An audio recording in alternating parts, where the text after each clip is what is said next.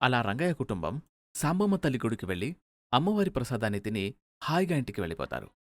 కాని మాధవయ్య కుటుంబం మాత్రం అక్కడ్నుంచి గొడవపడి వెళ్ళిపోతారు. చిచి, ఇవాళ జరిగిందేమీ బాగోలేదు. నాకు ఏమాత్రం నచ్చలేదు. నాక్కూడా ఏమీ నచ్చలేదమ్మా. సరిపోయింది. నాకొక విషయం అర్థం కాదు. అసలు వారేం చేశారు? వారి పాటికి వారు వచ్చి భోజనానికి కూర్చున్నారు. అయినా గోపాలం గారు ఆ కుటుంబాన్ని ఎందుకు పిలిచారు? ఆయన కొడుకు ప్రాణాలను కాపాడింది ఆ డాక్టరే కాబట్టి పిలిచాడు. వాళ్ళు మనకు దూరంగా కూర్చుని కదా తింటున్నారు. ఆ మాత్రం దానికి మీరు అంతలా గొడవ చేసి ఇలా వచ్చేయడమేమైనా బావుందా? చాలేరా, ఈరోజు మనతో కూర్చుని భోజనం చేసే స్థాయికొచ్చారు. రేపు మనది కూడా లాక్కొని తినారని గ్యారెంటీ ఏంటి? ఇలాంటి మూర్ఖత్వపు ఆలోచన కారణంగానే మీలో కులపిచ్చి బాగా పెరిగిపోయింది. ఇదిగో రోజా, ఈయనంటే పెద్దాయన, వయసైన వ్యక్తి. చిన్నప్పట్నుంచి ఇలాంటి ఆలోచనల మధ్య పుట్టి పెరిగాడు కాబట్టి ఇలా ఆలోచిస్తున్నాడు. కాని నీకేమైంది? నీ వయసెంత? 30 సంవత్సరాలు. నువ్వు కూడా ఇదేనా? నువ్వు ప్రవర్తించాల్సిన తీరు ఇదేనా? అరే, పద్ధతులకు వయసుకు మధ్య సంబంధమేంటి? మా నానమ్మ నన్ను ఇలాగే పెంచింది. నాకిలాంటి పద్ధతులే నేర్పింది. అయినా ఇలాంటి పద్ధతుల్లో తప్పేం లేదు. మీరే అతిగా చదువుకొని అన్ని పద్ధతుల్ని అటకెక్కించారు. మీలా ఉండటం నా వల్ల కాదు. అయినా మీ చెల్లికి బుద్ధుందా అసలు? కుటుంబ పరువు మొత్తాన్ని గంగలో కలిపింది. అయినా ఏమాత్రం బాధ లేకుండా భోజనానికొచ్చేసింది. ఇందులో రోజా తప్పేముంది అసలు? తనకిష్టమైన జీవితాన్ని ఎంచుకుని అదే దారిలో వెళ్ళిపోయింది. మీకు మీ చెల్లి చేసిన తప్పులు ఎప్పుడు కనిపిస్తాయో? కేవలం నేను చేసిన పనులు మాత్రమే మీకు తప్పులుగా కనిపిస్తుంటాయి. అసలు ఇంటి నుండి వెళ్ళి మావయ్య గారి పరువు తీయటమే కాకుండా ఏకంగా పెళ్లి చేసుకుని గుడికి కూడా వచ్చేసింది. మావయ్య గారి పరువు ఏం కావాలసలు? అబ్బబ్బా, నువ్వు ఈ కాలంలో పుట్టాల్సిన దానివి కాదు. ఎప్పుడూ మా తాతల కాలంలో పుట్టాల్సిన దానివి. అంతా నా కర్మ. నీ గురించి ఏమీ తెలుసుకోకుండా పెళ్లి చేసుకున్నాను. ఇప్పుడు అనుభవిస్తున్నాను అంటూ రఘు కోపంగా తన గదిలోకి వెళ్ళిపోతాడు. మరోవైపు కళ్యాణి సులోచనతో ఇలా అంటూ ఉంటుంది. ఇందాక మనం బంతులో కూర్చున్నప్పుడు నువ్వొక కుటుంబాన్ని చూపించావు కదా? అవునక్క, నువ్వు ఇంకా వాళ్ళ దగ్గర ఆగిపోయావా? అయినా వాళ్ల గురించి మనకెందుకు చెప్పు. వాళ్ల గురించి మనం మాట్లాడుకుంటున్నామని తెలిసినా కూడా ఆయనకు చాలా కోపం వస్తుంది. అంత ఆశ్చర్యంగా ఉంది. ఇందులో అంతగా ఆశ్చర్యపోవాల్సిన విషయమేముంది? ఆయన అందరమ్మాయిలు మన అమ్మాయి అయిన వీణలాగా ఉంటారా? రోజా నాకు చిన్నప్పటి నుంచి తెలుసు. బాగా చదువుకునేది, చాలా పద్ధతిగా ఉండేది. తనకు నచ్చిన వ్యక్తిని ప్రేమించి పెళ్లి చేసుకుని వెళ్ళింది. ఇందులో ఎలాంటి తప్పు లేదు. కానీ మన కులం వారికి మాత్రం ఇదంతా పెద్ద తప్పుగా కనిపిస్తుంది. అందుకే ఆ అమ్మాయిని వెలివేశారు. నేను ఆ రోజా గురించి మాట్లాడటం లేదు. నేను మాట్లాడుతుంది ఆ ఇద్దరు దంపతుల గురించి. వాళ్ళని చూస్తుంటే ఆశ్చర్యంగా ఉంది. వాళ్ళని చూసి మీకెందుకు ఆశ్చర్యంగా ఉందో అర్థం కావటం లేదక్కా. సరే, అవతల నాకు చాలా పనులున్నాయి. నేను వంటగదిలోకి వెళ్తాను. ఒక్క పూట బయట భోజనం చేసినంత మాత్రాన ఇంట్లో పనులు లేకుండా పోతాయా? అంటూ సులోచన వంటగదిలోకి వెళ్ళిపోతుంది. కళ్యాణి మాత్రం దీర్ఘంగా ఏదో ఆలోచిస్తూ కూర్చుంటుంది. అలా ఆ రోజు కాస్త గడిచిపోతుంది. మన కథలో మొదట కనిపించిన ఆ ఇద్దరు చిన్నపిల్లలు మళ్ళీ అదే బావి వద్దకు వస్తారు. ఆ బావి ఊరి పొలిమేరకు సమీపంలో ఉంటుంది. అబ్బా, చాలా దాహంగా ఉందిరా. అవునరా, నాక్కూడా చాలా దాహంగా ఉంది. నేను మా ఇంటికెళ్ళి నీళ్లు తాగి వస్తాను. అరే, మీ ఇంటికెళ్లాల్సిన అవసరమేముంది? ఇదిగో అక్కడ ఆ బావి వద్దకు వెళ్ళి నీళ్లు తాగుదాం. అమ్మో, ఆ బావి మీ వీధిలో ఉంది. నేను గనక అక్కడికి వచ్చానని తెలిస్తే మీ వీధిలో వారేం చేస్తారో ఏమో. ఒకప్పుడైతే మన 2 వీధుల మధ్య కంచె లేదు. కాని ఈ మధ్య మీ వీధిలో వారు కంచె వేశారు. ఇక నేను ఆ కంచె దాటి అటువైపు రాకూడదు. అందుకే కదా మనం ఊరి చివరన ఇలా ఆడుకుంటున్నాం. అన్నీ బాగుండుంటే ఊర్లోనే ఆడుకునేవాళ్ళం. చాలేరా, అయినా ఇక్కడెవరున్నారు చెప్పు? ఎవరూ లేరు. నువ్వు ఆ వీధి వైపుకు వచ్చినా నిన్నెవరూ చూడరు. నా మాట విని ఆ బావి వద్దకు వెళ్దాంరా. అలా పిల్లలిద్దరూ బావి వద్దకు వెళ్తారు. ఎవరినైనా పిలిచి నీరివ్వమని అడుగుదాం. అమ్మో, వద్దురా బాబు, నువ్వు ఎవరినో ఒకరిని పిలుస్తావు. వారేమో వచ్చి నీకు మాత్రమే నీళ్ళిస్తారు. అందులోనూ నేను ఈ బావి దగ్గర కనిపించినట్టు వారికి తెలిస్తే అంతే సంగతులు. నన్నిక్కడి నుంచి తరిమేస్తారు. సరే అయితే, నేనే ఎలాగోలా నీటిని చేతి నీకిస్తానుండు అంటూ ఆ మొదటి పిల్లవాడు బావిలో నీటిని చేదే ప్రయత్నం చేస్తాడు. అదుపు తప్పి ఆ పిల్లవాడు బావిలోకి పడిపోతాడు. మొదటి పిల్లవాడిని కాపాడబోయి రెండో పిల్లవాడు కూడా బావిలోకి పడిపోతాడు. అలా పిల్లలిద్దరూ కేకలు పెడుతూ ఉంటారు. సరిగ్గా అప్పుడే వీణ అటు నుండి వెళ్తూ ఉంటుంది. ఏంటి అరుపులు? బావి నుండి వస్తున్నాయి. ఏం జరుగుంటుంది? అంటూ వీణ బావి దగ్గరికి వచ్చి చూస్తుంది. బావిలో పడిపోయిన పిల్లల్ని చూస్తుంది. వెంటనే వీణ కూడా గట్టిగా కేకలు వేస్తుంది. కాపాడండి, రక్షించండి, ఇద్దరు పిల్లలు బావిలో పడిపోయారు, ఎవరైనా కాపాడండి. అలా వీణ గట్టిగా అరుస్తూ ఉంటుంది. సరిగ్గా అప్పుడే గౌతమ్ మరియు రోజా బైక్పై వెళ్తూ ఉంటారు. వీణ అరుపులు విని గౌతమ్ మరియు రోజా కంచె దాటి బావి వద్దకు వస్తారు. కేవలం వారు మాత్రమే కాదు, ఊళ్ళోని కొంతమంది వ్యక్తులు కూడా బావి వద్దకు వస్తారు. ఏం జరిగింది? ఎవరో ఇద్దరు పిల్లలు బావిలో పడిపోయారట. అయ్యయ్యో, అవునా? అలా ఆ వ్యక్తి చెప్పడంతో గౌతమ్ వెంటనే బావిలోకి దూకి ఆ ఇద్దరు పిల్లల్ని కాపాడతాడు. ఒరేయ్, మీకసలు బుద్ధుందా? ఇలా బావిలోకి ఎందుకు దూకారు? నువ్వా రామయ్య గారి కొడుకువే కదా? మరి నువ్వెవర్రా? నిన్ను మా వీధిలో ఎప్పుడు చూడలేదే? నేను మీ వీధిలో ఉండను, వేరే వీధిలో ఉంటా. ఓహో, నువ్వా కులానికి చెందినవాడివా? తప్పకుండా వీడే మన కులానికి చెందిన పిల్లాన్ని బావిలో తోసేసుంటాడు. ఎంత ధైర్యంరా నీకసలు? అసలు నిన్ను మా వీధిలోకి ఎవరు రమ్మన్నారు? వచ్చిందే కాక మేం వాడుతున్న బావిలోకి దూకావు. ఇప్పుడు ఈ నీటిని మేమెలా వాడాలి? ఏం మాట్లాడుతున్నావు వీణా? అసలు నువ్వు మాట్లాడుతున్న మాటలకు అర్థముందా? అర్థం చేసుకుంటే తప్పకుండా అర్థమవుతుంది. వీడే కంచె దాటొచ్చి మా కులం అబ్బాయిని బావిలోకి తోసుంటాడు. మరలా అయితే ఈ పిల్లవాడు కూడా బావిలో ఎందుకు కనిపించాడు? గౌతమ్ ఇప్పుడు ఇద్దరినీ రక్షించి బయటకు తీసుకొని వచ్చాడు కదా, మరి దీనికేమంటావు? అది మరి అదంతా నాకు తెలీదు. అయినా వీడు కంచె దాటి ఇక్కడికెందుకొచ్చినట్టు? నేను వద్దు అని చెప్తున్నా వినకుండా వేడే నన్ను బావి వద్దకు తీసుకునొచ్చాడు. నన్ను క్షమించండి. క్షమించమని అడిగితే క్షమించేస్తామని అనుకున్నారా? అస్సలు కుదరదు. అదంతా సరే కాని, ఇదిగో రోజా, నువ్వెందుకు కంచె దాటొచ్చావు? నువ్వు అలాగే నీ భర్త ఈ కంచె దాటకూడదని మీకు తెలీదా? కంచె దాటి రాకపోయుంటే పిల్లల్ని ఎవరు కాపాడేవాళ్లు? మేమేం సరదాగా కంచె దాటి రాలేదు. పిల్లల కేకలు అరుపులు విని పరుగులు తీస్తూ వచ్చాం. ఇష్టమొచ్చినప్పుడు కంచె దాటడం, తీరా దాటిన తర్వాత ఏదో ఒక కుంటిసాకు చెప్పడం. అయినా మీకు కంచె దాటి రావాలా? పిల్లల్ని మేం కాపాడలేమనుకున్నారా? మరైతే గౌతమ్ రాకముందే ఎవరో ఒకరు బావిలోకి దూకాలి కదా, ఎందుకు దూకలేదు? దూకాలని అనుకున్నాం, ఈలోగా మీరే వచ్చి దూకేశారు. అయినా మా కులం వారు మీ కులం వారి దగ్గర సహాయం ఎప్పుడు కోరరు. అలా వీణ మరియు రోజా ఇద్దరూ గొడవ పడుతూ ఉంటారు. ఈ విషయం కాస్త మాధవయ్య చెవిన పడుతుంది. ఏంటి, పొలిమేర వద్ద గొడవ జరుగుతుందా? అయ్యయ్యో, ఈ మధ్య గొడవలు బాగా ఎక్కువైపోయాయి. ఇదిగో వీరయ్య, పొలిమేర వద్ద ఏదో గొడవ జరుగుతుందట. పద పద, వెంటనే అక్కడికి వెళ్దాం. అలా మాధవయ్య వీరయ్యతో చెప్తాడు. ఈ విషయాన్ని వీరయ్య ఇంట్లో ఉన్న కళ్యాణి మరియు సులోచన కూడా వింటారు. అయ్యో, గొడవ జరుగుతుందా? పద పద, వెళ్ళి చూద్దాం. అలా కళ్యాణి మరియు సులోచన కూడా తమ ఇంటి నుండి గొడవ జరిగే ప్రదేశానికి వస్తారు. అంతేకాదు, గొడవ గురించి రంగయ్యకు కూడా సమాచారం అందుతుంది. ఇప్పుడే మహేష్ ఫోన్ చేశాడు. పొలిమేర వద్ద ఏదో పెద్ద గొడవ జరుగుతుందట. ఆ గొడవలో రోజా మరియు గౌతమ్ కూడా ఉన్నారట. అయ్యో, అవునా? మళ్ళీ గొడవ మొదలైందా? ఏం జరుగుతుందో ఏమో అక్కడ. పదండి, వెంటనే వెళ్దాం. అలా అందరూ గొడవ జరుగుతున్న ప్రదేశానికి వస్తారు. ఏది ఏమైనా సరే, మీరు కంచె దాటి అసలు లోపలికి ఎలా రాగలరు? చెబుతున్నాను కదా, మేమేమీ సరదాపడి కంచె లోపలికి రాలేదు. పిల్లల్ని రక్షించడానికే వచ్చాము. ఏదో ఒకటి చేసి మాలో కలిసిపోవాలని ప్లాన్ వేస్తున్నావేమో. అది ఎప్పటికీ జరగదు రోజా. మీ కులం వారిని ఎప్పటికీ మాలో కలుపుకునే ప్రసక్తే లేదు. ఏంటి మాట్లాడితే మా కులం అంటున్నావు? మీ కులమే కాదు, మా కులం కూడా గొప్పే. నిజానికి మా కులం వారు మీ కులం వారిని 2 సార్లు రక్షించారు. గౌతమ్ ఒకసారి మీ కులం అబ్బాయిని వైద్యం చేసి ప్రాణాలు కాపాడాడు. అంతేకాదు, ఈరోజు బావిలో పడిన పిల్లల్ని కూడా కాపాడాడు. అరే, ఏంటి మహేష్ గారు, మీరు కూడా వాళ్ళ మాట్లాడకండి. నేను నా కర్తవ్యాన్ని నిర్వర్తించానంతే. అసలు ఈ రోజా ఎక్కడుంటే అక్కడ గొడవ జరుగుతూనే ఉంటుంది. ఏం జరిగిందమ్మా? ఎందుకలా గొడవ పడుతున్నారు? చూడండి మావయ్య, ఈ గౌతమ్ అలాగే రోజా ఇద్దరూ ఎలా కంచె దాటొచ్చేశారో. మీకు అస్సలు సిగ్గులేదా? అసలు కంచె దాటి ఎందుకొచ్చారు? అరే, మేం కేవలం మీ పిల్లల్ని కాపాడ్డానికొచ్చాము. కావాలంటే వారిని అడగండి. అవును, ఈ అంకుల్ గారు వచ్చి మమ్మల్ని కాపాడారు. లేకపోతే మా ప్రాణాలు పోయేవి. జరిగిందేదో జరిగిపోయింది. ఇక పదండి, ఇక్కడి నుంచి వెళ్ళిపోదాం. వీళ్లే వచ్చి కాపాడాలా? ఏ, మాకు చేతుల్లేవా? మేం కాపాడుకోలేమా? వీళ్ళిద్దరూ ఒక ప్లాన్ వేసుకున్నారు మావయ్య. ఏదో ఒక మంచి పని చేసి మీ దగ్గర మంచి మార్కులు కొట్టేయాలని అనుకుంటున్నారేమో. చాలా ఎక్కువ మాట్లాడుతున్నావు వీణా. మేము తప్పు చేసినా తప్పంటావు, మంచి చేసినా అది తప్పే అని అంటున్నావు. మేము కేవలం పిల్లల అరుపులు వినే ఇక్కడికొచ్చాం. మీకిష్టమొచ్చినప్పుడు కంచె దాటొచ్చేస్తే మేము క్షమిస్తామని అనుకుంటున్నారా? మీరు కంచె దాటొచ్చి చాలా పెద్ద తప్పు చేశారు. మీరందరూ మా కులస్తులకు క్షమాపణలు చెప్పి ఆ తర్వాత ఇక్కడి నుంచి బయలుదేరండి. మేము ఎలాంటి తప్పు చేయలేదు కాబట్టి క్షమాపణ కోరము.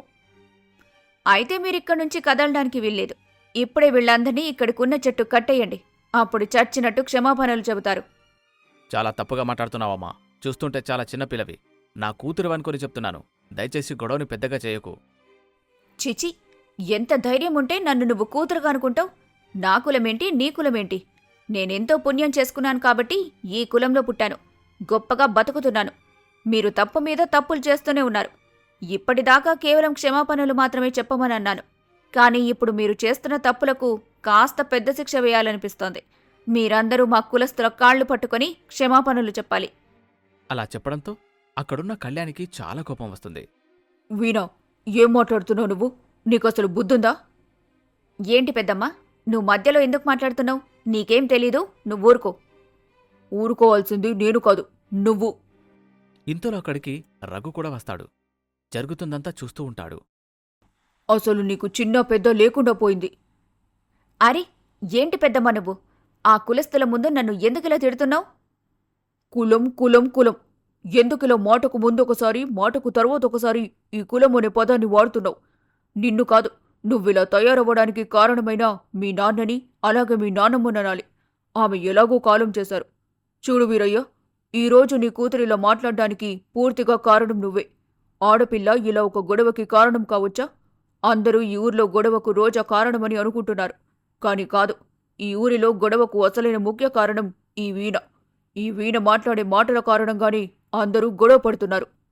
అలా కళ్యాణి గట్టిగా మాట్లాడడంతో అక్కడున్న వారందరూ ఒక్కసారిగా ఆశ్చర్యపోతారు. అందరూ అలా నిలబడి కళ్యాణిని చూస్తూ ఉంటారు. ఏంటి, ఎప్పుడు చూసినా గొప్ప కులంలో పుట్టాను, గొప్ప కులంలో పుట్టానని తెగ మురిసిపోతూ ఉంటావు. అసలు నువ్వు నిజంగా గొప్ప కులంలో పుట్టావా? అక్క, ఏం మాట్లాడుతున్నావు నువ్వు? ఇదంతా ఇప్పుడు అవసరమా?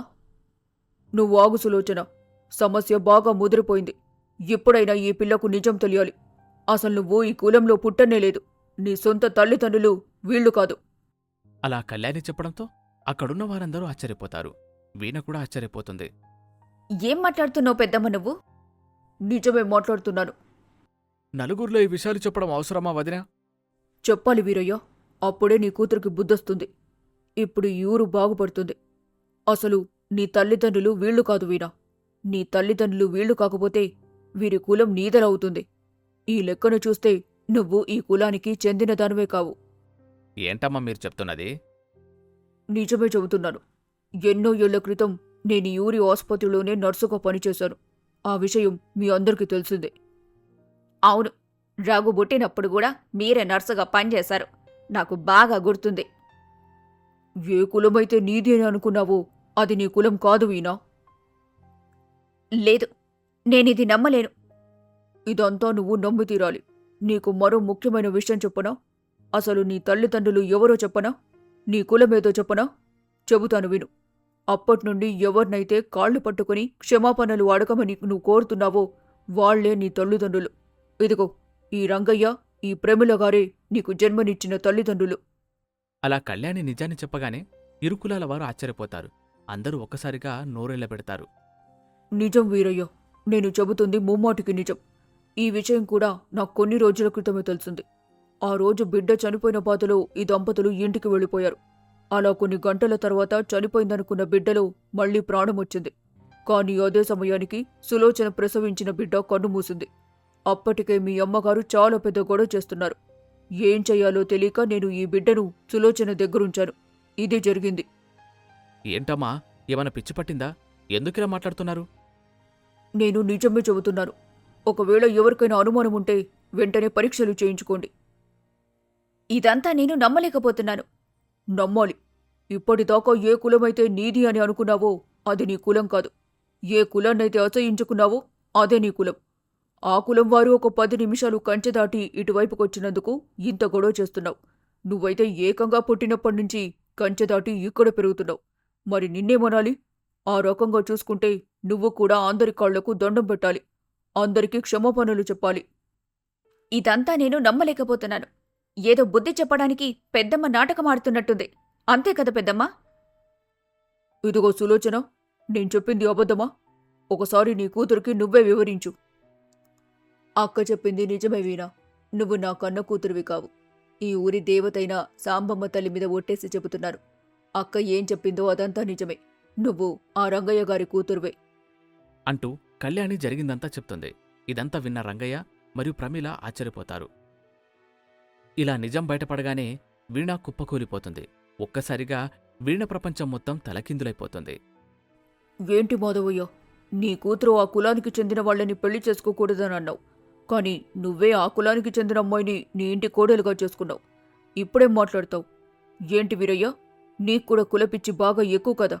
ఇంత ప్రేమగా పెంచుకున్న కూతుర్ని ఇప్పుడేం చేస్తావు? కంచె దాటి బయటకు పంపేస్తావా? ఏంటి మాధవయ్య, నువ్వు నీ కోడల్ని వెలివేస్తావా? అలా కళ్యాణి అడిగిన ప్రశ్నలకు ఎవరి వద్ద సమాధానముండదు. ఈ అమ్మాయి మా కూతురా?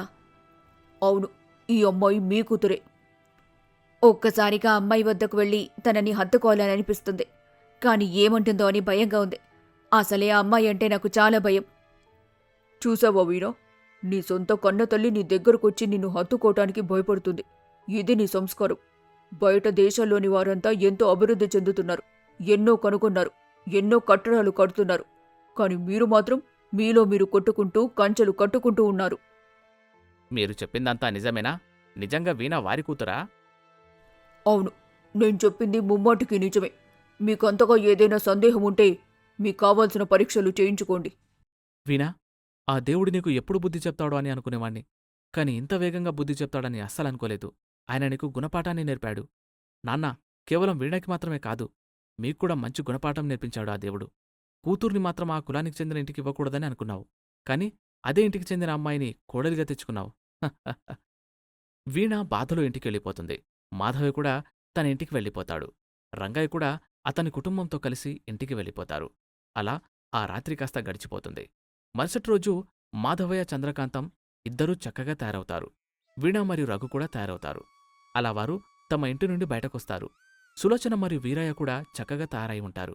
వీరితో పాటు కళ్యాణి కూడా ఉంటుంది. వీరందరూ కంచె వద్దకు వస్తారు. అందరూ కలిసి ఆ కంచెని పక్కకు నెట్టేస్తారు. అందరూ చూస్తూ ఉండగా మాధవయ్య మరియు వీరయ్య తమ కుటుంబాలతో కలిసి రంగయ్య ఇంటి తలుపు తడతారు. ప్రమీల తలుపు తెరుస్తుంది. అందర్నీ చూసి భయపడిపోతూ ఉంటుంది. భయపడకండమ్మా, మేం గొడవ చేయడానికి రాలేదు. లోపలికి రావచ్చా? రండి రండి, అందరూ లోపలికి రండి. రంగయ్య గారు ఎలా ఉన్నారు? ఏంటి ఇలా వచ్చామని అనుకుంటున్నారా? ఏమేం రాకూడదా? ఎంతైనా మనం వియ్యంకులం కదా. మీ కూతుర్ని మా ఇంటికి పంపారు, మా కూతుర్ని మేం మీ ఇంటికి పంపాము. మన మధ్య చాలా బంధుత్వం ఉందండి. ఇదంతా మాధవ మాట్లాడుతూ ఉంటే రంగయ్య ఆశ్చర్యపోయి చూస్తూ ఉంటాడు. ఇంతలో అక్కడికి గౌతమ్ మరియు రోజా కూడా వస్తారు. ఏంటి రోజా, ఎలా ఉన్నావు? నన్ను క్షమించమ్మా, నేను చాలా పెద్ద తప్పు చేశాను. నన్ను క్షమిస్తావు కదూ? అరే, మీరు నన్ను క్షమాపణలు అడగటమేంటి నాన్నా? నన్ను కూడా క్షమించండి. నేను కూడా చాలా పెద్ద తప్పు చేశాను. నాన్నా, నన్ను క్షమించండి అంటూ వీణ రంగయ్య కాళ్ళపై పడి క్షమాపణలు అడుగుతుంది. రంగయ్య కంటి వెంట నీరు కారిపోతుంది. ప్రమీల కూడా ఏడుస్తూ వీణని హత్తుకుంటుంది. అమ్మా, నన్ను క్షమించు. నేను చాలా తప్పు చేశాను. చాలా మాటలు మాట్లాడాను. పెద్దమ్మ కారణంగా నా కళ్ళు తెరుచుకున్నాయి. ఇకపై నేనెప్పుడూ తప్పు చేయను. అసలు ఇలాంటొక రోజు వస్తుందని నేను కలలో కూడా అనుకోలేదు. ఆ రోజు కోల్పోయిన కూతురు మళ్ళీ ఇలా వస్తుందని ఎప్పుడూ అనుకోలేదు. సులోచన గారు, మీరు నా కూతుర్ని పెంచి పెద్ద చేశారు. మీకు చాలా ధన్యవాదాలు. అలా ప్రమీల సులోచనకి మరియు వీరయ్యకి కూడా ధన్యవాదాలు తెలియజేస్తుంది. కులం కులం అంటూ విర్రవీగాను. కులమే సమస్తమని అనుకున్నాను. కులం కోసమే బ్రతికాను. కాని ఆ బ్రతుకులో ఎలాంటి విలువ లేదని ఆలస్యంగా అర్థమైంది. నిజమైన ఆనందం కులంలో కాదు, మనం అనుకునే భావనలో ఉంటుందని ఆలస్యంగా తెలుసుకున్నాను. ఇకపై ఊర్లో అందరం హాయిగా కలిసి ఉందాం, కులాన్ని నిర్మూలిద్దాం. అలా అందరూ కలిసిపోతారు. ఇక ఆ రోజు తర్వాత సాంబాపురంలో కులాల గురించి ప్రస్తావనే రాలేదు. మన కథలో మొదట్లో కనిపించిన పిల్లలిద్దరూ ఆ బావి వద్ద కూర్చొని ఇలా మాట్లాడుకుంటూ ఉంటారు. రే, మన ఊరివారందరూ కలిసిపోయారా? ఇప్పుడు నువ్వు హాయిగా నాతో పాటు ఆడుకోవచ్చు. ఈ నీటిని కూడా తాగవచ్చు. అవునరా, అందరూ మారిపోయారు. మనం ఇక హాయిగా ఉండవచ్చు. కానీ ఈ బావిలోకి మాత్రం దూకూడదు, అంతే. అలా ఆ పిల్లల నవ్వులతో మనం ఈ కథను ముగిద్దాం. ఇప్పటికీ మీ మనసులో కులాలకు సంబంధించిన ఏమైనా అడ్డుగోడలు ఉంటే వెంటనే వాటిని పడగొట్టండి. అప్పుడే మీ మనసులో ఐకమత్యమనే భావన నిర్మాణం జరుగుతుంది.